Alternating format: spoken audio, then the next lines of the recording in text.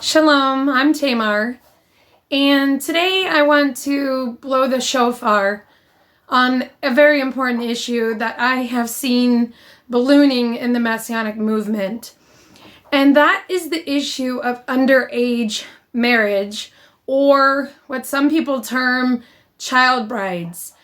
And it's becoming very unnerving and quite alarming that it's becoming more acceptable to assert, there is a hair on my face, I'm trying to get rid of it, assert the view that it is okay to take a teenage girl as a bride.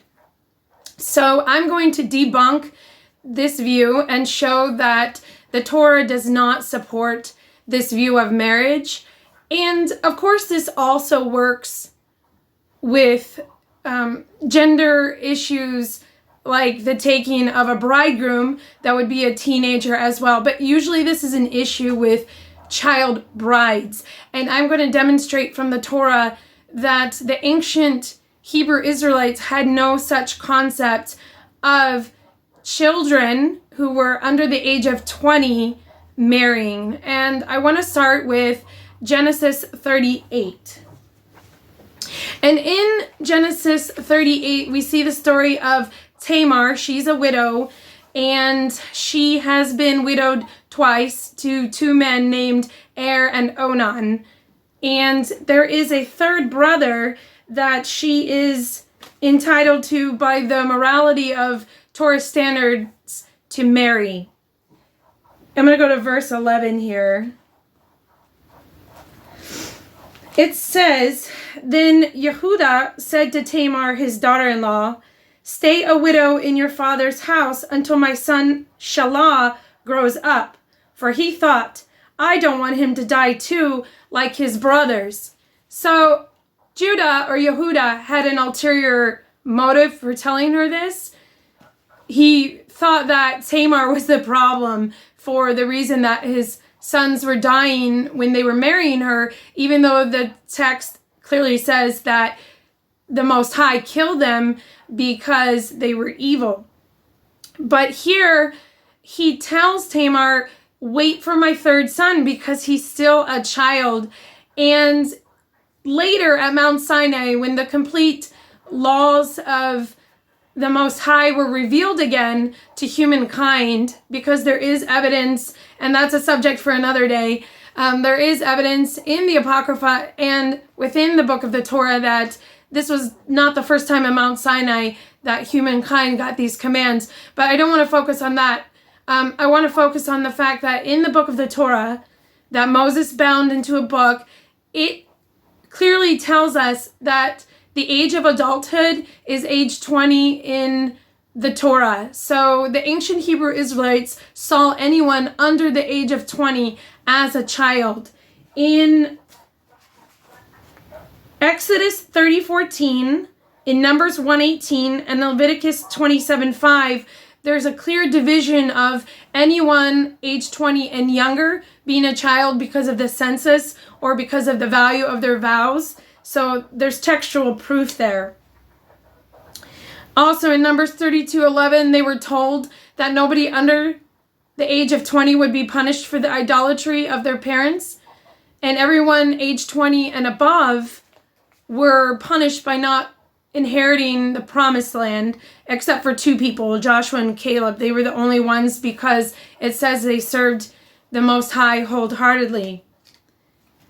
So the ancient Hebrew Israelites saw children under the age of 20, not yet as a man or woman, and not ready to be married. In Deuteronomy 1:39, I want to read that because it shows us that if you were still considered a child under the age of 20 in ancient Hebrew Israelite culture, your understanding was still seen as limited, which is fine. We're not born knowing everything. We grow and we learn.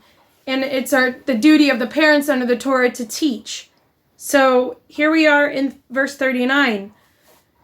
It says, Moreover, your little ones, who you said would be taken as booty, and your children, who don't yet know good from bad, they will go in there. I will give it to them, and they will have possession of it. So here, the Most High is talking about them going into the Promised Land, but it also reveals something how the ancient Israelite culture saw children under the age of 20. They don't yet know good from bad.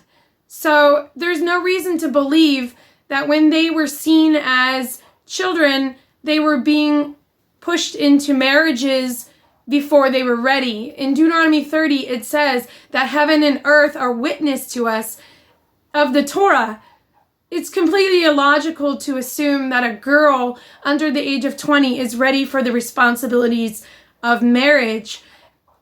Just because she has developed in physical ways does not mean her mind and her emotions are ready yet for that responsibility. That's a time of learning and growing, and we can see in the prophet Ezekiel another witness that girls under the age of 20 are not yet ready for the responsibility of marriage. It says in verse 7, this is 7b. And let me give you a little bit of the backdrop of Ezekiel 16 to understand when I jump into the 7th verse what we're talking about here. This is an allegorical illustration of Israel, which is considered the bride of Yahuwah. And first, Yahuwah sees his bride as an abandoned infant in a field, and he washes her off and cleans her and receives her and adopts her to take care of her. So then it says, I passed by. Let's actually start at 6. I passed by and saw you there, wallowing in your own blood. And as you lay in your blood, I said to you, live. Yes, I said to you, as you lay in your blood, live. So the abandoned infant is being sustained by Yahuwah. I will increase your numbers just like plants growing in the field. And you did increase, you developed. You reached puberty, your breasts appeared, and your hair grew long. But you were naked and exposed. So here is an illustration of a girl who has reached puberty and she's developed physically and her hair has grown long. But you'll see from the next verse that Yahuwah yet does not enter into a covenant because she's still naked and exposed. And in the Hebraic way, to be naked means you're spiritually undeveloped in some way. And it's dangerous to enter into a marriage before the age of 20 if you're spiritually underdeveloped. It can lead to more marital conflict. It can lead to mental health issues in a person under the age of 20 because they cannot take on the responsibilities that a relationship requires or that child rearing requires. There's more than one scientific study that shows that girls under the age of 20 who are teenagers are not able to successfully breastfeed, which of course is the Creator's way to breastfeed. That's written all over the Hebraic text. In these studies, the teenage girls, even with assistance from mentors, could not fulfill the responsibilities of breastfeeding because it is very demanding and pretty much puts the woman on call most of the time. So let's go back again to review since I was talking about additional information. So she's hit puberty, her breasts have appeared, she's physically developed, and her hair grew long, but you were naked and exposed. Verse 8, again, I passed by you, looked at you, and saw that your time had come, the time for love. So here the prophet Ezekiel in this allegorical illustration is witnessing, this is another witness, that just because a girl is developed physically does not mean she's ready for the responsibilities of a relationship. Her time for love has not come. A lot of times there is a pushback to this to say, well, look at Mary, the mother of the Messiah. She was a teenage girl when she had a child, and there's no textual evidence for that. There is an Apocrypha book that says she was 16 years old when Joseph entered into an engagement with her, which means the marriage was not yet consummated, and he began at that time to build her a house. So there is textual evidence that, maybe it is okay to be engaged, but not to consummate a marriage. And there's no textual evidence that Mary was before the age of 20 when she consummated her marriage with Joseph. There's another community which is a witness to this, and that is the Dead Sea Scrolls community. They had a community rule, the rule of the congregation, and in that rule, they advised that nobody in their community would marry before the age of 20. Now, it explicitly says it for the males, but they also had a community rule that whatever rule they set for the boys would be set for the girls as well. And you can see that in Talilan's research in Qumran. Women in Qumran is the document. And they believed that every commandment that existed in the Torah for men existed the mirror opposite for women. And that's a subject that could be another video in itself. But all this to say, from the witnesses of the book of the Torah, from the witnesses of the prophets, from the Apocrypha, and from the Dead Sea Scrolls community, we see that the concept of child brides is not legitimate. Men should not be seeking to try to justify their lust or attraction to young girls by the Hebraic text.